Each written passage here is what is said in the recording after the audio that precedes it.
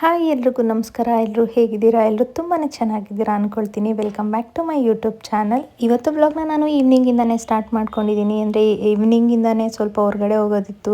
So ಸಡನ್ನಾಗಿ plan ಆಗಿದ್ದರಿಂದ ಈವ್ನಿಂಗಿಂದನೇ ವ್ಲಾಗ್ನ ಕೂಡ ಸ್ಟಾರ್ಟ್ ಮಾಡ್ಕೊಳ್ಳೋಣ ಅಂದ್ಕೊಂಡೆ. ಇನ್ನು ನನಗೆ ವರ್ಕ್ ಫ್ರಮ್ ಹೋಮ್ ಇರೋದ್ರಿಂದ ವಾರ ಪೂರ್ತಿ ನಾನು ಮನೆ ಒಳಗಡೆನೇ ಇರ್ತೀನಿ. ಜಾಸ್ತಿ ಆಚೆಲ್ಲೂ ಓಡಾಡೋಕ್ಕೆ ಹೋಗಲ್ಲ. ಸೊ ಮನೆ ಒಳಗಡೆನೇ ಇದ್ದು ತುಂಬ ಅಂದರೆ ತುಂಬಾ ಬೋರ್ ಆಗ್ತಾ ಇರುತ್ತೆ. ಸ್ಯಾಟರ್ಡೆ ಸಂಡೇ ಬಂದರೆ ಸಾಕು, ನನ್ನ ಹಸ್ಬೆಂಡ್ಗೆ ಸ್ವಲ್ಪ ಟಾರ್ಚರ್ ಕೊಡ್ತೀನಿ ಅಂತಲೇ ಹೇಳ್ಬೋದು, ಹೊರಗಡೆ ಕರ್ಕೊಂಡು ಹೋಗಿ ಅಂತ ಹೇಳಿ. ಅಟ್ಲೀಸ್ಟ್ ಒಂದು 5ರಿಂದ 10 ನಿಮಿಷ ಹೊರಗಡೆ ಹೋಗಿ ಟೈಮ್ ಸ್ಪೆಂಡ್ ಮಾಡಿಕೊಂಡು ಓಡಾಡ್ಕೊಂಡು ಬಂದರೆ ತುಂಬಾ ರಿಲ್ಯಾಕ್ಸಿಂಗ್ ಅನಿಸುತ್ತೆ. ಯಾಕಂದರೆ ವಾರ ಪೂರ್ತಿ ಮನೆ ಒಳಗೆ ಇರೋದ್ರಿಂದ ಒಂಥರ ನಮ್ಮೇಲೆ ನಮಗೇನೆ ಒಂಥರ ಬೇಜಾರು ಅನಿಸಿರುತ್ತೆ ಮನೆ ಒಳಗಡೆನೇ ಇದ್ದು. ಅದಕ್ಕೇ ನಾನು ಕೂಡ ಸ್ವಲ್ಪ ಟಾರ್ಚರ್ನ ಕೊಟ್ಟು ಅವ್ರನ್ನ ಫೋರ್ಸ್ ಮಾಡಿ ಹೊರಗಡೆ ಕರ್ಕೊಂಡು ಹೋಗ್ತೀನಿ. ಅಂದರೆ ಒಂದು 5ರಿಂದ 10 ನಿಮಿಷ ಜಸ್ಟ್ ಓಡಾಡ್ಕೊಂಡು ಬರೋದಕ್ಕಷ್ಟೇ. ಅದಕ್ಕೆ ನಾನು ಕೂಡ ಸ್ವಲ್ಪ ರೆಡಿ ಆಗೋಣ ಅಂತ ಹೇಳಿ ಬೇಗ ರೆಡಿ ಆಗ್ತಾಯಿದ್ದೀನಿ. ಇನ್ನು ಮನೆಗೆ ಒಂದು ಫರ್ನಿಚರ್ ಕೂಡ ಇವತ್ತು ಪರ್ಚೇಸ್ ಮಾಡೋಣ ಅಂತ ಅಂದ್ಕೊಂಡಿದ್ವಿ, ಮನೆಗೆ ತೊಗೊಂಬರೋಣ ಅಂತ ಹೇಳಿ.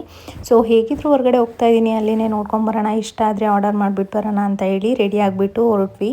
ಇನ್ನು ಏನು ಪರ್ಚೇಸ್ ಮಾಡಿದೆ, ಏನಕ್ಕೆ ಪರ್ಚೇಸ್ ಮಾಡಿದೆ ಅಂತೆಲ್ಲ ನೀವೇ ವ್ಲಾಗ್ನ ಕಂಪ್ಲೀಟಾಗಿ ನೋಡಿ, ನಿಮಗೆ ಗೊತ್ತಾಗುತ್ತೆ. ಇನ್ನು ನಾನಿವತ್ತು ವೇರ್ ಮಾಡಿರೋಂಥ ಈ ಡ್ರೆಸ್ ಬಂದು ಹೊಸ ಡ್ರೆಸ್ಸು. ಅಂದರೆ ಮೀಶೋಯಿಂದ ನಾನು ಇವಾಗ ರೀಸೆಂಟಾಗಿ ತರಿಸಿದೆ. ಅಂದರೆ ಈ ಪ್ರೆಗ್ನೆನ್ಸಿ ಟೈಮಲ್ಲಿ ಯಾವ ಡ್ರೆಸ್ ಕೂಡ ಫಿಟ್ ಆಗ್ತಾಯಿಲ್ಲ, ಹಳೆ ಡ್ರೆಸ್ಗಳು. ಹಾಗಾಗಿ ನಾನು ಕೆಲವೊಂದಷ್ಟು ಡ್ರೆಸ್ಗಳನ್ನ ಮೀಶೋಯಿಂದ ಆರ್ಡರ್ ಮಾಡ್ಕೊಂಡಿದ್ದೆ ಅಫೋರ್ಡಬಲ್ ಪ್ರೈಸಲ್ಲೇ. ತುಂಬ ಅಂದರೆ ತುಂಬಾ ಅಫೋರ್ಡಬಲ್ ಪ್ರೈಸಲ್ಲಿ ಸಿಕ್ತು ನನಗೆ ಇದು. ಸೊ ಕ್ವಾಲಿಟಿ ವೈಸ್ ಕೂಡ ನೀವೇ ನೋಡ್ತಾ ಇರ್ಬೋದು, ತುಂಬಾ ಚೆನ್ನಾಗಿದೆ. ಫಿಟ್ಟಿಂಗ್ ಕೂಡ ತುಂಬಾ ಚೆನ್ನಾಗಿ ಬಂದಿದೆ. ಇನ್ನು ನಿಮಗೇನಾದರೂ ಇದ್ರ ಪ್ರಾಡಕ್ಟ್ ಲಿಂಕ್ ಏನಾದರೂ ಬೇಕಿದ್ರೆ ನೀವು ನನಗೆ ಕಾಮೆಂಟ್ ಸೆಕ್ಷನಲ್ಲಿ ಲಿಂಕ್ ಅಂತ ತಿಳಿಸಿ. ಹಾಗೆಯೇ ಡ್ರೆಸ್ ಹೇಗಿದೆ ಅಂತ ಕೂಡ ತಿಳಿಸಿ. ನನಗಂತೂ ತುಂಬ ಇಷ್ಟ ಆಯಿತು. ಕಲರ್ ಆಗಿರ್ಬೋದು, ಕ್ವಾಲಿಟಿ ವೈಸ್ ಆಗಿರ್ಬೋದು ತುಂಬಾ ಚೆನ್ನಾಗಿದೆ. ಇದು ಬಂದು ಮೆಟೀರಿಯಲ್ ಬಂದು ಜಾರ್ಜೆಟ್ ಕ್ಲಾತ್ ಕೊಟ್ಟಿದ್ದಾರೆ. ಇದರಲ್ಲಿ ತುಂಬ ಇನ್ನೂ ಕಲರ್ ಕಾಂಬಿನೇಷನ್ ಆಪ್ಷನ್ಸ್ ಕೂಡ ನಿಮಗೆ ಇದೆ. ನಿಮಗೆ ಯಾವ ಕಲರ್ ಇಷ್ಟ ಆಗುತ್ತೆ ನೀವು ಅದನ್ನು ಬೈ ಮಾಡ್ಬೋದು. ಪ್ರಾಡಕ್ಟ್ ಏನಾದರೂ ಬೇಕಂದರೆ ನೀವು ನನಗೆ ಲಿಂಕ್ ಅಂತ ಕಮೆಂಟ್ ಸೆಕ್ಷನಲ್ಲಿ ತಿಳಿಸಿ, ನಾನು ಪ್ರಾಡಕ್ಟ್ ಲಿಂಕ್ನ ಕೊಡ್ತೀನಿ. ನೆಕ್ಸ್ಟ್ ನೀವು ಅದನ್ನು ಪರ್ಚೇಸ್ ಮಾಡ್ಬೋದು. ಇನ್ನು ನಾವು ಮನೆಗೆ ಏನು ತೊಗೊಂಬರೋದಕ್ಕೆ ಹೋಗ್ತಾ ಇದ್ದೀವಿ ಅಂತ ಅಂದರೆ ಒಂದು ಡೈನಿಂಗ್ ಟೇಬಲ್ನ ತೊಗೊಂಬರೋಣ ಅಂತ ಅಂದ್ಕೊಂಡ್ವಿ. ಯಾಕಂದರೆ ನನಗೆ ಈ ನಡುವೆ ತುಂಬ ಹೊತ್ತು ನಿಂತ್ಕೊಂಡು ಕೆಲಸ ಕೂಡ ಮಾಡೋದಕ್ಕಾಗಲ್ಲ. ಹೊಟ್ಟೆ ದಪ್ಪ ಆಗ್ತಾ ವೆಯ್ಟ್ ಕೂಡ ಕಾಲ ಮೇಲೆ ಬೀಳುತ್ತೆ. ಸೊ ಕಾಲೆಲ್ಲ ಊದ್ಕೊಳ್ಳೋದಕ್ಕೆ ಸ್ಟಾರ್ಟ್ ಆಗಿಬಿಡುತ್ತೆ. ಸೊ ಹಾಗಾಗಿ ಕೆಲಸ ಮಾಡೋದಕ್ಕೂ ಕೂಡ ಯೂಸ್ ಆಗಲಿ, ಹಾಗೆಯೇ ಮನೆಗೆ ಒಂದು ಡೈನಿಂಗ್ ಟೇಬಲ್ ಅವಶ್ಯಕತೆ ಇದೆ ಅಂತ ಅನ್ನಿಸ್ತು. ಸೊ ಹಾಗಾಗಿ ಅದನ್ನು ನೋಡಿಕೊಂಡು ನಮಗೆ ಇಷ್ಟ ಆದರೆ ಆರ್ಡರ್ ಮಾಡಿಬಿಟ್ಟು ಬರೋಣ ಅಂತ ಹೇಳಿ ಹೊರಟ್ವಿ. ಇವತ್ತೇ ಮನೆಗೆ ತೊಗೊಂಬರಬೇಕು ಆ ಥರ ಎಲ್ಲ ಏನೂ ಪ್ಲ್ಯಾನ್ ಇರಲಿಲ್ಲ. ಹೇಗಿದ್ರೂ ಹೊರಗಡೆ ಹೋಗ್ತಾ ಇದ್ದೀವಲ್ವ, ಸೊ ಅಲ್ಲೇ ನೋಡ್ಕೊಂಡು ಬರೋಣ ಯಾವ ಥರ ರೇಂಜಿಂದ ಸ್ಟಾರ್ಟ್ ಆಗುತ್ತೆ, ಯಾವ ಥರ ಮೆಟೀರಿಯಲ್ಸ್ ಸಿಗುತ್ತೆ, ನಿಯರ್ ಬೈಯಲ್ಲಿ ನಮಗೆ ಯಾವ್ಯಾವ ಶಾಪೆಲ್ಲ ಇದೆ ಅಂತ ಎಲ್ಲ ಸರ್ಚ್ ಮಾಡಿಕೊಂಡು ಹೋಗೋಣ ಅಂತ ಅಂದ್ಕೊಂಡ್ವಿ. ಅಷ್ಟರಲ್ಲಿ ಪ್ರತಿದ್ದವರು ನಾವು ಮನೆಗೆ ಸೋಫಾನ ತೊಗೊಂಬಂದಿದ್ವಲ್ಲ, ಅದು ನಮ್ಮ ಮನೆಗೆ ತುಂಬಾ ಹತ್ತಿರ ಆಗುತ್ತೆ ಆ ಶಾಪ್ ಕೂಡ. ಸೊ ಹೇಗಿದ್ರು ಇಲ್ಲೇ ಇದ್ದೀವಿ, ಫಸ್ಟ್ ಅಲ್ಲೇ ಹೋಗಿ ನೋಡ್ಕೊಂಡ್ಬಿಡೋಣ ಅಂತ ಹೇಳಿ ಫಸ್ಟ್ ಅಲ್ಲೇ ನೋಡೋಣ ಅಂತ ಹೋದ್ವಿ.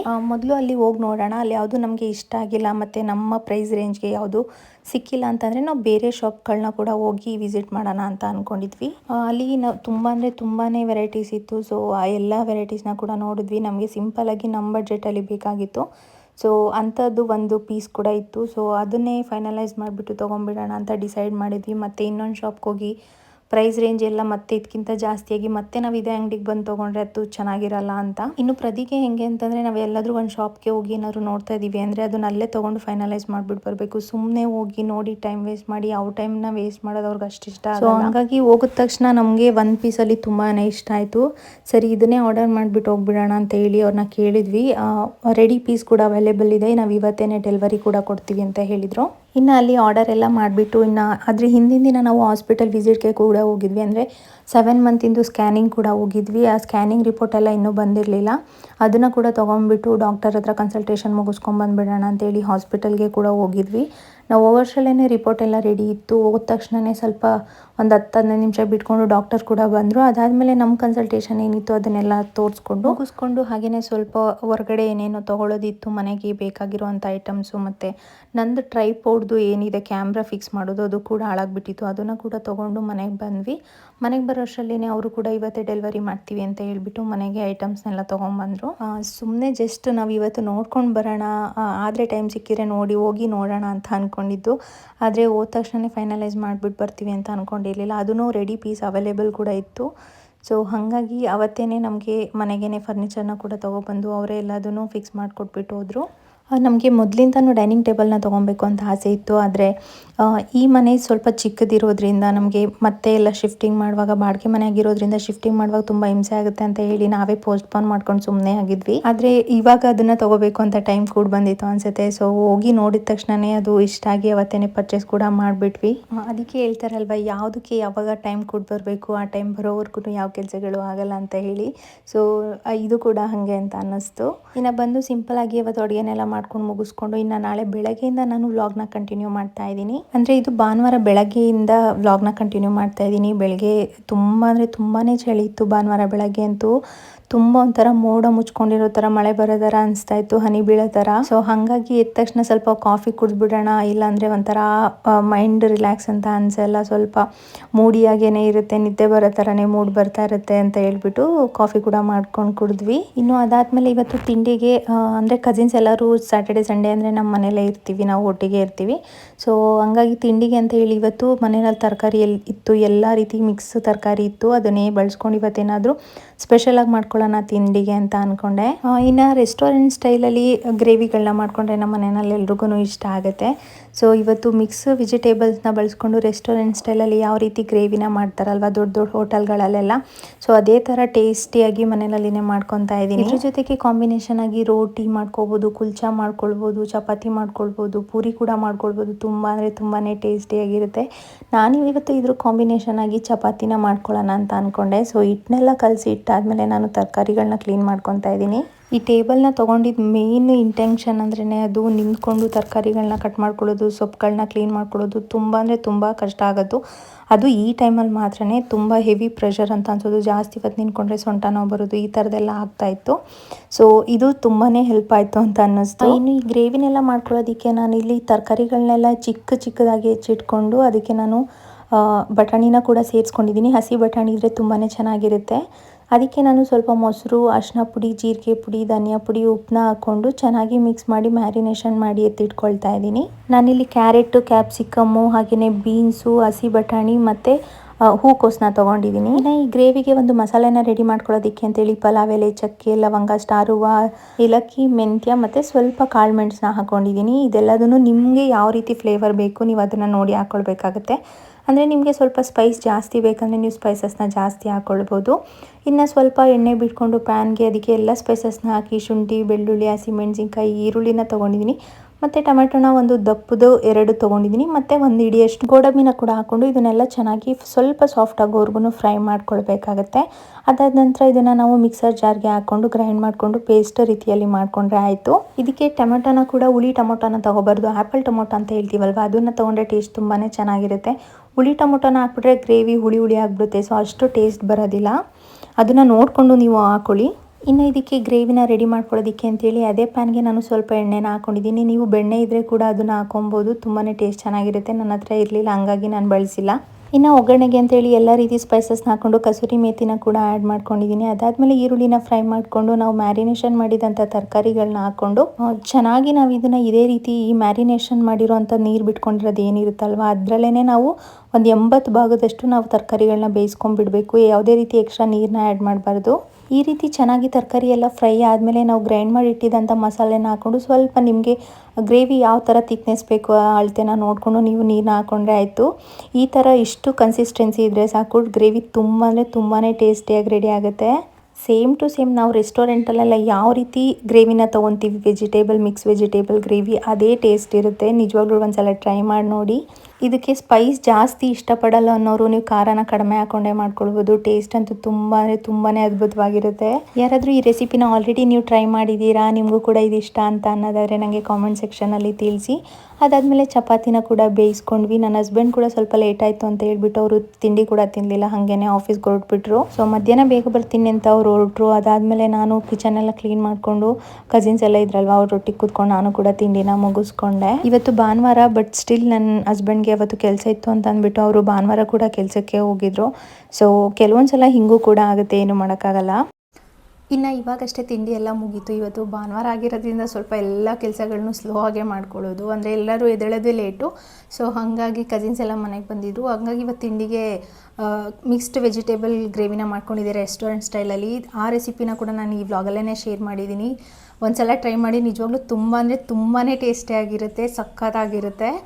ನೀವು ರೆಸ್ಟೋರೆಂಟ್ಗೆ ಹೋಗಿ ತಿನ್ನಬೇಕು ಅಂತ ಅಂದ್ಕೊಂಡಾಗೆಲ್ಲ ನೀವೇ ಈಸಿಯಾಗಿ ಮನೆಯಲ್ಲಿನೇ ಮಾಡ್ಕೊಂಬಿಡಿ. ನಿಜವಾಗ್ಲೂ ತುಂಬ ಅಂದರೆ ತುಂಬಾ ಟೇಸ್ಟಿಯಾಗಿತ್ತು.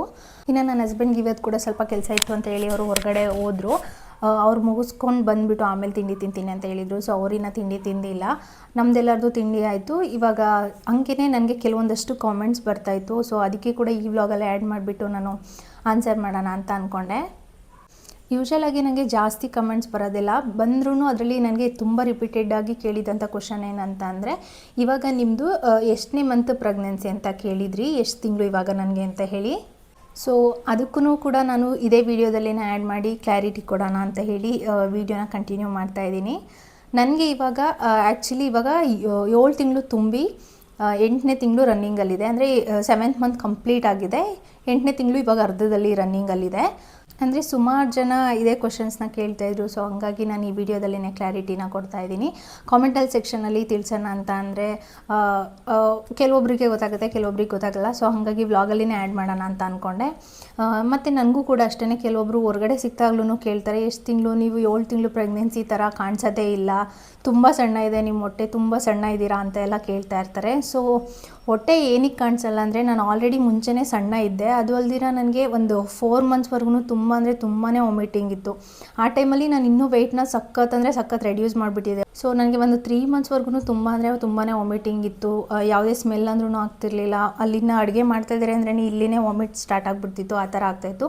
ಸೊ ಹಂಗಾಗಿ ನನಗೆ ಇವಾಗ ಊಟ ಸೇರ್ತಿದ್ದರಿಂದ ಸ್ವಲ್ಪ ವೆಯ್ಟ್ ಕೂಡ ರೆಡ್ಯೂಸ್ ಆಗಿಬಿಟ್ಟಿದೆ. ನಾನು ನಾರ್ಮಲ್ ವೆಯ್ಟಿಂದನೂ ಕಡಿಮೆ ವೆಯ್ಟ್ ರೆಡ್ಯೂಸ್ ಆಗಿಬಿಟ್ಟಿದೆ. ಅದಾದಮೇಲೆ ನನಗೆ 5th ಮಂತ್ ಆದಮೇಲೆ ನನಗೆ ಸ್ವಲ್ಪ ಊಟ ಎಲ್ಲ ಚೆನ್ನಾಗಿ ತಿನ್ನೋದಕ್ಕೆ ಆಯಿತು. ಸೊ ಅವಾಗಿಂದ ಸ್ವಲ್ಪ ಚೆನ್ನಾಗಿ ಊಟ ತಿಂದೆ, ಆವಾಗಿಂದ ಸ್ವಲ್ಪ ವೆಯ್ಟ್ ಗೇನ್ ಕೂಡ ಆದೆ ನಾನು. ಮತ್ತು ಇನ್ನೂ ಕೆಲವೊಂದಷ್ಟು ಜನ ನಿಮಗೆ ಹೊಟ್ಟೆನೇ ಕಾಣಿಸಲ್ಲ ಅಂತ ಕೇಳ್ತಾ ಇರ್ತಾರೆ. ನಾವು ಕೂಡ ಡಾಕ್ಟರ್ ಹತ್ರ ಚೆಕ್ ಮಾಡಿದ್ವಿ, ಬಟ್ ಡಾಕ್ಟರ್ ಹೇಳಿದರು ಬೇಬಿ ಎಲ್ಲ ಹೆಲ್ದಿಯಾಗಿದೆ ಇದೆ, ಕರೆಕ್ಟಾಗಿ ಎಷ್ಟು ಗ್ರೋತ್ ಇರಬೇಕು, ಎಷ್ಟು ತಿಂಗಳಿಗೆ ಅಷ್ಟೆಲ್ಲ ಕರೆಕ್ಟಾಗಿದೆ ಇದೆ, ಏನೂ ವರಿ ಮಾಡ್ಕೊಳ್ಳೋದಿಲ್ಲ ಅಂತ ಹೇಳಿದರು. ಸೊ ಎಲ್ಲರೂ ಹೇಳಿದಾಗ ನನಗೂ ಕೂಡ ಹಂಗೆ ಅನ್ನಿಸ್ತೈತಿ, ಯಾಕೆ ನಾನು ದಪ್ಪನೇ ಕಾಣಿಸ್ತಲ್ಲ, ಯಾಕೆ ನಾನು ಪ್ರೆಗ್ನೆಂಟ್ ಥರನೇ ಕಾಣಿಸ್ತಲ್ಲ ಅಂತ ನನಗೂ ಕೂಡ ಡೌಟ್ ಆಗ್ತಿತ್ತು. ಸೊ ಅದಕ್ಕೆ ಡಾಕ್ಟರ್ ಹತ್ರನೇ ಕ್ಲಾರಿಟಿ ತೊಗೊಂಡ್ವಿ. ಹೆಲ್ದಿಯಾಗಿದ್ದರೆ ಸಾಕು ಅಂತ ಹೇಳಿದರು. 1 ತಿಂಗಳಲ್ಲಿ ತುಂಬಾ ವೆಯ್ಟ್ ಗೇನ್ ಮಾಡಲೇಬೇಕು ಅಂತ ಏನಿಲ್ಲ. ನೀವು ಹೆಲ್ದಿಯಾಗಿ, ಮಗು ಕೂಡ ಹೆಲ್ದಿಯಾಗಿ, ಎಲ್ಲ ಹಿಮೋಗ್ಲೋಬಿನ್ ಲೆವೆಲ್ ಆಗಿರ್ಬೋದು ಎಲ್ಲದೂ ಆರಾಮಾಗಿ ಇದ್ರೆ ಸಾಕು ಅಂತ ಹೇಳಿದರು. ಅದು ಅಲ್ದಿರ ನನಗೆ ಮುಂಚೆಯಿಂದನೂ ಅಷ್ಟೇ ಬೆಲ್ಲಿ ಫ್ಯಾಟ್ ಅಷ್ಟಿರಲಿಲ್ಲ. ಸೊ ಸ್ವಲ್ಪ ಫ್ಲ್ಯಾಟಾಗಿಯೇ ಇದ್ದಿದ್ದು ನಂದು ಬೆಲ್ಲಿ. ಸೊ ಹಂಗಾಗಿ ನನಗೆ ಹೊಟ್ಟೆ ದಪ್ಪ ಆದ್ರೂ ದಪ್ಪ ಆಗಿದ್ದೀನಿ ಅಂತ ಅನ್ನಿಸ್ತಾನೆ ಇರಲಿಲ್ಲ, ಕಾಣಿಸ್ತಿಲ್ಲ. ಬಟ್ ನಾನು ಮಂತ್ಲಿ ವೆಯ್ಟ್ ಗೇನ್ ಆಗಿದ್ದೀನಿ, ಹೊಟ್ಟೆ ಜಾಸ್ತಿ ಕಾಣಿಸ್ತಾ ಇರಲಿಲ್ಲ ಅಷ್ಟೇ. ಅದು ಅಲ್ದಿರ ಮಗು ಬೇಗ ಗ್ರೋತ್ ಆಗೋದು 7 ತಿಂಗಳಾದಮೇಲೆ. 7 ತಿಂಗಳಿಂದ 9 ತಿಂಗಳಷ್ಟರಲ್ಲೇ ತುಂಬ ಫಾಸ್ಟ್ ಗ್ರೋತ್ ಆಗುತ್ತೆ ಮಗು. ಸೊ ಆವಾಗ ಹೊಟ್ಟೆ ಇನ್ನೂ ಸ್ವಲ್ಪ ದಪ್ಪ ಆಗುತ್ತೆ. ಸ್ಟಾರ್ಟಿಂಗಿಂದನೂ ಹೊಟ್ಟೆ ದಪ್ಪನೇ ಇರಬೇಕು ಅಂತ ಏನೂ ಇಲ್ಲ, ಹೆಲ್ದಿಯಾಗಿ ಆರಾಮಾಗಿದ್ರೇ ಸಾಕು ಅಂತ ಹೇಳಿದರು. ಪ್ರೆಗ್ನೆನ್ಸಿಲಿ ಯೂಶ್ವಲಾಗಿ ಡಾಕ್ಟರ್ ಕೂಡ ಸಜೆಸ್ಟ್ ಮಾಡ್ತಾರೆ ವೆಯ್ಟ್ ಗೇನ್ ಆಗಬೇಕು ಅಂತ. ಯಾಕೆ ಅಂದರೆ ಮಗು ಬೆಳವಣಿಗೆಗೆ ಹೆಲ್ಪ್ ಆಗಲಿ ಅಂತ. ಸೊ ಮಗು ಬೆಳವಣಿಗೆ ಎಲ್ಲದೂ ಚೆನ್ನಾಗಿದೆ ಅಂತ ಅಂದಾಗ ನಾವು ವೆಯ್ಟ್ ಗೇನ್ ಆಗೋಕ್ಕೋಸ್ಕರನೇ ಅದು ತಿನ್ನಬೇಕು ಇದು ತಿನ್ನಬೇಕು ಅನ್ನೋದೆಲ್ಲ ಏನಿಲ್ಲ. ಆರಾಮಾಗಿ ಹೆಲ್ದಿ ಫುಡ್, ನ್ಯೂಟ್ರಿಷಸ್ ಫುಡ್ನ ತಿನ್ಕೊಂಡು ನಾವು ವೆಯ್ಟ್ ಗೇನ್ ಕೂಡ ಆಗ್ಬೋದು. ಮತ್ತು ಮಗು ಬೆಳವಣಿಗೆ ಕರೆಕ್ಟಾಗಿದ್ದರೆ ಸಾಕು. ಮತ್ತು ನಮ್ಮ ಹಿಮೋಗ್ಲೋಬಿನ್ ಲೆವೆಲ್ ಆಗಿರ್ಬೋದು, ಕ್ಯಾಲ್ಶಿಯಮ್, ಐರನ್ ಆಗಿರ್ಬೋದು, ಇದೆಲ್ಲದನ್ನು ಮ್ಯಾನೇಜ್ ಮಾಡಿಕೊಂಡು ಹೆಲ್ತಿಯಾಗಿಯೇ ನೀವು ವೆಯ್ಟ್ ಗೇನ್ನ ಕೂಡ ಮಾಡ್ಕೋಬೋದು. ಇನ್ನು ಪ್ರೆಗ್ನೆನ್ಸಿ ಟೈಮಲ್ಲಿ ವೆಯ್ಟ್ ಅಂತೂ ಪುಟ್ ಆನ್ ಆಗೇ ಆಗ್ತೀವಿ, ಜಾಸ್ತಿ ಆಗೇ ಆಗ್ತೀವಿ. ಸೊ ಎಷ್ಟು ಹೆಲ್ದಿಯಾಗಿ ಆಗ್ತೀವಿ ಅದು ನಮಗೂ ಕೂಡ ಒಳ್ಳೆಯದು. ಸುಮ್ಮನೆ ಜಂಕ್ ಫುಡ್ಸ್ ಎಲ್ಲ ತಿನ್ಕೊಂಡು ಅಥವಾ ತುಂಬ ಹೆವಿ ಆಯಿಲಿ ಫುಡ್ಸ್ನ ತಿನ್ಕೊಂಡು ವೆಯ್ಟ್ ಗೇನ್ನ ಮಾಡ್ಕೊಳ್ಳೋದು ನಿಜವಾಗ್ಲೂ ಒಳ್ಳೆಯದಲ್ಲ. ಸೊ ಅದ್ರ ಬದಲಾಗಿ ಹೆಲ್ದಿಯಾಗಿ ನ್ಯೂಟ್ರಿಷಸ್ ಫುಡ್ನ ತಿನ್ಕೊಂಡು ಹೆಲ್ದಿ ಬೇಬಿನ ಗ್ರೋ ಮಾಡೋದು ತುಂಬಾ ಒಳ್ಳೆಯದು. ನನಗೂ ಕೂಡ ಅಷ್ಟೇ ಸುಮಾರು ಜನ ಹೇಳ್ತೀನಿ, ನೀವು ಪ್ರೆಗ್ನೆಂಟ್ ಥರನೇ ಅನಿಸಲ್ಲ, ಪ್ರೆಗ್ನೆಂಟ್ ಅಂತಲೇ ಕಾಣಿಸಲ್ಲ, ನಿಂಗೆ ಹೊಟ್ಟೆನೇ ಇಲ್ಲ ಅಂತ ಹೇಳಿ. ಬಟ್ ಇವಾಗ 7 ಮಂತ್ ಆದಮೇಲೆ ನನಗೂ ಕೂಡ ಸ್ವಲ್ಪ ಅಂದರೆ ವಿಸಿಬಲ್ ಇದೆ. ಬೇಬಿ ಬಂಪೆಲ್ಲ ಮುಂಚೆಯಿಂದನೂ ವಿಸಿಬಲ್ ಇರುತ್ತೆ, ಒಂದು 4 ತಿಂಗಳಾದಮೇಲಿಂದನೇ ವಿಸಿಬಲ್ ಇರುತ್ತೆ. ಬಟ್ ಮಗು ಫಾಸ್ಟ್ ಗ್ರೋತ್ ಆಗೋದೇ 7 ತಿಂಗಳಾದಮೇಲೆ ಆಗಿರೋದ್ರಿಂದ ಇವಾಗ ಸ್ವಲ್ಪ ಜಾಸ್ತಿ ವಿಸಿಬಲ್ ಇದೆ ಅಷ್ಟೇ. ಸೊ ಐ ಹೋಪ್ ನಿಮಗೆ ಎಲ್ರಿಗೂ ಕ್ಲಾರಿಟಿ ಸಿಕ್ಕಿದೆ ಅಂದ್ಕೊಳ್ತೀನಿ. ನನಗೆ ಇವಾಗ 7th ಮಂತ್ ಕಂಪ್ಲೀಟಾಗಿ 8th ಮಂತ್ ರನ್ನಿಂಗಲ್ಲಿದೆ. ಮತ್ತು ಇನ್ನೊಂದೇನೆಂದರೆ ಎಲ್ಲರದ್ದು ಬಾಡಿ ತುಂಬಾ ಡಿಫ್ರೆಂಟ್ ಆಗಿರುತ್ತೆ. ಸೊ ಎಲ್ಲರದ್ದು ಒಂದೇ ಥರ ಇರೋಲ್ಲ, ಬಾಡಿ ಕಂಡೀಷನ್ ಆಗಿರ್ಬೋದು, ಮತ್ತು ಅವ್ರ ವೆಯ್ಟ್ ಗೇನ್ ಮಾಡೋ ಕಂಡೀಷನ್ ಆಗಿರ್ಬೋದು, ಎಲ್ಲರದ್ದು ಒಂದೇ ಥರ ಇರೋಲ್ಲ. ಪರ್ಸನ್ ಟು ಪರ್ಸನ್ ಅದು ತುಂಬಾ ಡಿಫ್ರೆಂಟ್ ಆಗಿರುತ್ತೆ. ಇನ್ನು ನನಗೆ ಇನ್ನೊಂದು ಕ್ವಶನ್ನು ತುಂಬ ರೆಗ್ಯುಲರಾಗಿ ಅಂದರೆ ನಾನೇನಾದರೂ ವರ್ಕ್ ಮಾಡೋ ವೀಡಿಯೋಸ್ನ ಏನಾದರೂ ಪೋಸ್ಟ್ ಮಾಡಿರ್ತೀನಲ್ವ, ನಾನು ವ್ಲಾಗ್ಸಲ್ಲಿ ಏನಾದರೂ ಆ್ಯಡ್ ಮಾಡಿರ್ತೀನಲ್ವ ಆ ಕ್ಲಿಪ್ಪಿಂಗ್ನ. ಸೊ ಆವಾಗ ನನಗೆ ತುಂಬ ಜನ ತುಂಬ ಜನ ಕಮೆಂಟ್ಸಲ್ಲಿ ಹಾಕಿದ್ದೇನಂತಂದರೆ, ನೀವೇನು ಕೆಲಸ ಮಾಡ್ತೀರಾ ಯಾವ್ದಾದ್ರು ವರ್ಕ್ ಫ್ರಮ್ ಹೋಮ್ ಇದ್ದರೆ ಸಜೆಸ್ಟ್ ಮಾಡಿ ಅಂತ ಹೇಳಿದ್ರಿ. ಸೊ ನಾವೊಂದು ಕಂಪ್ನಿಯಲ್ಲಿ ವರ್ಕ್ ಮಾಡ್ತೀನಿ. ಸೊ ಇವಾಗ ನಾನು ಮೆಟರ್ನಿಟಿನಲ್ಲಿ ಇರೋದ್ರಿಂದ, ಅಂದರೆ ನಾನು ಇವಾಗ ಪ್ರೆಗ್ನೆಂಟ್ ಆಗಿರೋದ್ರಿಂದ ಇವಾಗ ನನಗೆ ಪ್ರೆಸೆಂಟು ವರ್ಕ್ ಫ್ರಮ್ ಹೋಮ್ ಇದೆ ಅಷ್ಟೇ. ಸೊ ನಾನು ಯಾವುದೇ ರೀತಿ ಮನೆಯಲ್ಲೇ ಕೂತ್ಕೊಂಡು ಮಾಡೋ ಅಂಥ ಕೆಲಸಗಳು, ಅಂದರೆ ಬೇರೆ ಈ ಅಫಿಲಿಯೇಟ್ ಮಾರ್ಕೆಟು ಮತ್ತು ಫ್ರೀಲ್ಯಾನ್ಸರು ಆ ಥರದ್ದೆಲ್ಲ ಕೆಲಸಗಳನ್ನ ಅದ್ಯಾವುದು ನಾನು ಮಾಡ್ತಾಯಿಲ್ಲ. ನಾನು ನಾರ್ಮಲಾಗಿಯೇ ಒಂದು ಕಂಪ್ನಿಯಲ್ಲಿ ಒಂದು ಪ್ರೈವೇಟ್ ಸೆಕ್ಟರಲ್ಲಿನೇ ವರ್ಕ್ ಮಾಡ್ತಾಯಿದ್ದೀನಿ. ಸೊ ಇವಾಗ ನಾನು ಪ್ರೆಗ್ನೆಂಟ್ ಇರೋದ್ರಿಂದ ನನಗೆ ಕರೆಂಟ್ಲಿ ಇವಾಗ ವರ್ಕ್ ಫ್ರಮ್ ಹೋಮ್ ಕೊಟ್ಟಿದ್ದಾರೆ ಅಷ್ಟೇ. ನೀವು ಈ ಥರ ವರ್ಕ್ ಫ್ರಮ್ ಹೋಮ್ ಅಂದರೆ ಮನೆಯಲ್ಲೇ ಕೂತ್ಕೊಂಡು ಏನಾದರೂ ಸಂಪಾದನೆ ಮಾಡಬೇಕು, ಇಂಥದಕ್ಕೆಲ್ಲ ಏನಾದರೂ ನೀವು ನನಗೆ ಏನಾದರೂ ಸಜೆಸ್ಟ್ ಮಾಡಿ ಅಂತ ಕೇಳಿದರೆ ತುಂಬ ಆಪ್ಷನ್ಸ್ ಇದೆ. ಇವಾಗಂತೂ ಮನೆಯಲ್ಲೇ ಕೂತ್ಕೊಂಡು ದುಡಿಯೋದಕ್ಕೆ ತುಂಬಾ ಅವಕಾಶಗಳಿದೆ. ಸೊ ನಿಮಗೆ ಯಾವುದ್ರ ಮೇಲೆ ಇಂಟ್ರೆಸ್ಟ್ ಇದೆ ಫಸ್ಟು ನೀವು ಅದ್ರ ಮೇಲೆ ಕಾನ್ಸಂಟ್ರೇಟ್ ಮಾಡಿ ಅಂತ ಹೇಳ್ತೀನಿ. ಯಾರೋ ಮಾಡ್ತಾರೆ ಅಂತ ನೀವು ಮಾಡೋದಕ್ಕೆ ಹೋಗ್ಬೇಡಿ. ನಿಮ್ಮ ಇಂಟ್ರೆಸ್ಟ್ ಏನಿದೆ, ಫಸ್ಟು ನಿಮಗೆ ಏನು ಮಾಡಬೇಕು ಅಂತ ಅನಿಸಿದೆ, ನಿಮ್ಗೆ ಏನು ಟ್ಯಾಲೆಂಟ್ ಇದೆ ಫಸ್ಟ್ ಅದನ್ನು ನೀವು ಎಕ್ಸ್ಪ್ಲೋರ್ ಮಾಡ್ಕೊಳ್ಳೋಕ್ಕೆ ಟ್ರೈ ಮಾಡಿ. ಇವಾಗಿರೋ ಜನ್ರೇಷನಲ್ಲಿ ಕಲಿಯೋದಕ್ಕೂ ತುಂಬಾ ಅವಕಾಶಗಳಿದೆ. ಮತ್ತು ಇವಾಗ ಸ್ವಲ್ಪ ಟ್ಯಾಲೆಂಟ್ ಇದ್ದರೆ ಅದನ್ನು ಇಂಪ್ರೂವ್ ಮಾಡ್ಕೋತೀನಿ ಅಂತ ನಿಮಗೂ ಕೂಡ ಮನಸ್ಸಿರಬೇಕು. ಮತ್ತು ಅದರಲ್ಲೇ ನಾನು ಏನಾದರೂ ಒಂದು ಸಾಧಿಸಬೇಕು ಅಂತ ಇದ್ದರೆ ನೀವು ನಿಜವಾಗ್ಲೂ ಏನಾದರೂ ಮಾಡ್ಬೋದು. ಇವಾಗಿನ ಜನ್ರೇಷನ್, ಇವಾಗಿಂದು ನಡೀತಾ ಇರೋದೇ ಪ್ರೆಸೆಂಟ್ ಇವಾಗ ಹಾಗೆ. ಸೊ ನೀವೇನಾದರೂ ಮನೆಯಲ್ಲೇ ಕೂತ್ಕೊಂಡು ನಾನು ದುಡಿಲೇಬೇಕು, ಏನಾದರೂ ಮಾಡಬೇಕು, ಆಚೆ ಹೋಗೋಕ್ಕಾಗಲ್ಲ, ನಮಗೆ ಹೊರಗಡೆ ಹೋಗಿ ದುಡಿಯೋದಕ್ಕೆ ಅವಕಾಶಗಳಿಲ್ಲ ಅಂತ ಅನ್ನೋರು, ನೀವು ಮನೆಯಲ್ಲೇ ಕೂತ್ಕೊಳ್ಬೇಕಾದ್ರೆ ನೀವು ಒಂದು ಯೂಟ್ಯೂಬ್ ಚಾನಲ್ ಮಾಡ್ಕೊಂಡು ಕೂಡ ಇವಾಗ ದುಡಿಬೋದು. ಎಷ್ಟೊಂದು ಜನ ಹೆಣ್ಮಕ್ಳು ಮನೆಯಲ್ಲೇ ಕೂತ್ಕೊಂಡು ಅವ್ರಿಗಿರೋ ಟ್ಯಾಲೆಂಟ್ನ ಎಕ್ಸ್ಪ್ಲೋರ್ ಮಾಡಿಕೊಂಡು ಮನೆಯಲ್ಲೇ ಕೂತ್ಕೊಂಡು ದುಡಿತಾ ಇದ್ದಾರೆ. ಸುಮಾರು ಅವಕಾಶಗಳಿದೆ. ಇಲ್ಲ ನೀವು ಹೊರಗಡೆ ಹೋಗಿ ದುಡಿತೀನಿ ಪರವಾಗಿಲ್ಲ ಸ್ವಲ್ಪ ಕಷ್ಟ ಆಗುತ್ತೆ ಅಂದರೆ ಎಷ್ಟೊಂದು, ಅಂದರೆ ಇವಾಗ ಒಂದು ಹೇರ್ ಸ್ಟೈಲಿಸ್ಟ್ ಆದ್ರೂ ನೀವು ಎಷ್ಟೊಂದು ಅರ್ನ ಮಾಡ್ಬೋದು, ಎಷ್ಟೊಂದು ದುಡ್ಡನ್ನ ದುಡಿಬೋದು. ಅಷ್ಟು ಅವಕಾಶಗಳಿದೆ. ಆ ಥರ ಮೇಕಪ್ ಕೋರ್ಸ್ ಕಲಿಯೋದಾಗಿರ್ಬೋದು, ಹೇರ್ ಸ್ಟೈಲಿಂಗ್ ಕಲಿಯೋದಾಗಿರ್ಬೋದು, ಮತ್ತು ಮನೆಯಲ್ಲೇ ಕೂತ್ಕೊಂಡು ಮಾಡ್ತೀವಿ. ಇನ್ನು ನೀವು ಸ್ಯಾರಿ ಪ್ರೀಪ್ಲೀಟಿಂಗ್ ಕೂಡ ಮಾಡಿ ಮನೆಯಿಂದನೇ ನೀವು ದುಡ್ಡನ್ನ ಕೂಡ ಅರ್ನ್ ಮಾಡ್ಬೋದು. ಆ ಸ್ಯಾರಿ ಪ್ರೀಪ್ಲೀಟಿಂಗ್ನೆಲ್ಲ ಯಾವ ರೀತಿ ಮಾಡ್ಕೊಳ್ಬೋದು ಅಂತೇಳಿ ನಾನು ಆಲ್ರೆಡಿ ಪ್ರೀವಿಯಸ್ ವೀಡಿಯೋದಲ್ಲಿ ಅಪ್ಲೋಡ್ ಮಾಡಿದ್ದೀನಿ. ನೀವು ಬೇಕಾದ್ರೆ ಅದನ್ನು ನೋಡಿಕೊಂಡು ಕೂಡ ಮನೆಯಿಂದನೇ ಏನಾದರೂ ಒಂದು ಸಣ್ಣ ಪುಟ್ಟ ಬಿಸ್ನೆಸ್ನ ಕೂಡ ಸ್ಟಾರ್ಟ್ ಮಾಡ್ಬೋದು. ಮತ್ತು ಇನ್ನೂ ಸುಮಾರು ಅವಕಾಶಗಳಿದೆ. ಇನ್ಸ್ಟಾಗ್ರಾಮ್ ಥ್ರೂಯಿಂದನೂ ಎಷ್ಟೊಂದು ಜನ ದುಡಿತಾ ಇದ್ದಾರೆ. ಅವಕಾಶಗಳು ಜಾಸ್ತಿ ಇದೆ, ನಾವು ಬಳಸ್ಕೊಬೇಕಷ್ಟೇ. ಇವಾಗಿನಿರೋ ಜನ್ರೇಷನಲ್ಲಿ ಯಾರು ಅದನ್ನು ಬಳಸ್ಕೊಳ್ಳಲ್ವೋ ಅವರೇ ದಡ್ರು ಅಂತ ಹೇಳ್ತೀನಿ. ಸೊ ಬೆಟರ್ ನೀವು ನಿಮ್ಮಲ್ಲಿರೋ ಟ್ಯಾಲೆಂಟ್ನ ನೀವೇನಾದರೂ ಯೂಸ್ ಮಾಡ್ಕೊಂಡು ಏನಾದರೂ ಮಾಡ್ತೀನಿ ದುಡಿತೀನಿ ಅಂತ ಮನಸ್ಸಿದ್ರೆ ನೀವು ನಿಜವಾಗ್ಲೂ ಟ್ರೈ ಮಾಡಿ. ಎಲ್ಲದೂ ವರ್ಕ್ ಆಗೇ ಆಗುತ್ತೆ. ನಿಮ್ಮ ಕನ್ಸಿಸ್ಟೆನ್ಸಿ ಇದ್ದರೆ ಎಲ್ಲದೂ ಪಾಸಿಬಲೇ ಇದೆ. ಸೊ ಏನಾದರೂ ಮಾಡಿ ನಾನು ದುಡಿಲೇಬೇಕು ಅಂದರೆ ತುಂಬ ಅವಕಾಶಗಳಿದೆ. ದಯವಿಟ್ಟು ಯೂಸ್ ಮಾಡ್ಕೊಳ್ಳಿ. ಇವಾಗಿನ ಜನ್ರೇಷನಲ್ಲಿ ಯಾರು ಯೂಸ್ ಮಾಡ್ಕೊಳ್ಳಲ್ವೋ ನಿಜವಾಗ್ಲೂ ಅವರಷ್ಟು ದಡ್ರು ಯಾರೂ ಇಲ್ಲ. ಯಾಕಂದರೆ ಇವಾಗ ಜನ್ರೇಷನ್ ಹೋಗ್ತಾ ಇರೋದೇ ಹಾಗೆ. ಮನೇಲಿ ಕೂತ್ಕೊಂಡೇ ಅರ್ನ್ ಮಾಡೋರು ಎಷ್ಟೊಂದು ಜನ ಇದ್ದಾರೆ. ತುಂಬ ಅವಕಾಶಗಳಿದೆ. ನೋಡಿ ನಿಮ್ಮಲ್ಲಿ ಏನು ಇಂಟ್ರೆಸ್ಟ್ ಇದೆ, ನಿಮ್ಗೆ ಯಾವುದ್ರ ಬಗ್ಗೆ ಇಂಟ್ರೆಸ್ಟ್ ಇದೆ, ನೀವು ಅದನ್ನು ಎಕ್ಸ್ಪ್ಲೋರ್ ಮಾಡೋದಕ್ಕೆ ಟ್ರೈ ಮಾಡಿ. ನಿಜವಾಗ್ಲೂ ವರ್ಕ್ ಆಗುತ್ತೆ. ಮತ್ತು ಇನ್ನೂ ಕೆಲವೊಂದಷ್ಟು ಕಮೆಂಟ್ಸ್ ನನಗೆ ಹಾಕಿದ್ರಿ. ಅದಕ್ಕೆಲ್ಲ ನಾನು ನೆಕ್ಸ್ಟು ಫ್ಯೂಚರ್ ವೀಡಿಯೋಸಲ್ಲಿ ಆನ್ಸರ್ ಮಾಡ್ತೀನಿ. ಮತ್ತು ನಿಮಗೆ ನನ್ನ ಬಗ್ಗೆ ಏನಾದರೂ ಕ್ಲಾರಿಟಿ ಬೇಕಂದರೆ, ನಿಮಗೇನಾದರೂ ಡೌಟ್ಸ್ ಇದ್ದರೆ, ಅಂದರೆ ನಿಮಗೇನಾದ್ರು ಕ್ವಶನ್ಸ್ ಇದ್ದರೆ ನೀವು ನನಗೆ ಕಾಮೆಂಟ್ ಸೆಕ್ಷನಲ್ಲಾದ್ರೂ ತಿಳಿಸ್ಬೋದು. ಸೊ ನಾನದು Q&A ವ್ಲಾಗ್ ಕೂಡ ಮಾಡೋಣ ಅಂತ ಅಂದ್ಕೊಂಡಿದ್ದೀನಿ. ಜಾಸ್ತಿ ನನಗೆ ಕ್ವಶನ್ಸ್ ಬಂದಾಗ ನಾನು ಅದನ್ನು ಮಾಡ್ತೀನಿ. ಇನ್ನೇನಾದರೂ ನಿಮ್ಮದು ಕ್ವಶನ್ಸ್ ಇದ್ದರೆ ನನಗೆ ಕಾಮೆಂಟ್ ಸೆಕ್ಷನಲ್ಲಿ ತಿಳಿಸಿ, ಅಥವಾ Q&A ವ್ಲಾಗ್ ಮಾಡಿ ಅಂತ ಹೇಳಿ ನನಗೆ ಕ್ವಶನ್ಸ್ನ ಹಾಕಿ ನಾನು ಅದನ್ನು ಕೂಡ ಮಾಡ್ತೀನಿ. ಸೊ ನಿಮಗೂ ಕೂಡ ಕ್ಲಾರಿಟಿ ಸಿಗುತ್ತೆ ಏನಾದರೂ ಡೌಟ್ಸ್ ಇದ್ದರೆ. ಇನ್ನು ಈ ವ್ಲಾಗ್ನ ಕೂಡ ನಾನು ಇಲ್ಲಿಗೆ ಎಂಡ್ ಮಾಡ್ತಾ ಇದ್ದೀನಿ. ಈ ವಿಡಿಯೋ ಕೂಡ ನಿಮಗೆ ಇಷ್ಟ ಆಗಿದೆ ಅಂದ್ಕೊಳ್ತೀನಿ. ವಿಡಿಯೋ ಇಷ್ಟ ಆಗಿದ್ರೆ ಒಂದು ಲೈಕ್ ಮಾಡೋದನ್ನು ಮರಿಬೇಡಿ. ಯಾರೆಲ್ಲ ನನ್ನ ಚಾನಲ್ನ ಫಸ್ಟ್ ಟೈಮ್ ನೋಡ್ತಾ ಇದ್ದೀರಾ ದಯವಿಟ್ಟು ಸಬ್ಸ್ಕ್ರೈಬ್ ಮಾಡಿಕೊಂಡು ನನ್ನ ಚಾನಲ್ನ ನೋಡಿ. ಇದೇ ರೀತಿ ಸಪೋರ್ಟ್ ಮಾಡ್ತಾಯಿರಿ ಅಂತ ಹೇಳ್ತಾ ಈ ವ್ಲಾಗ್ನ ಕೂಡ ಇಲ್ಲಿಗೆ ಎಂಡ್ ಮಾಡ್ತಾ ಇದ್ದೀನಿ. Thank you so much for watching.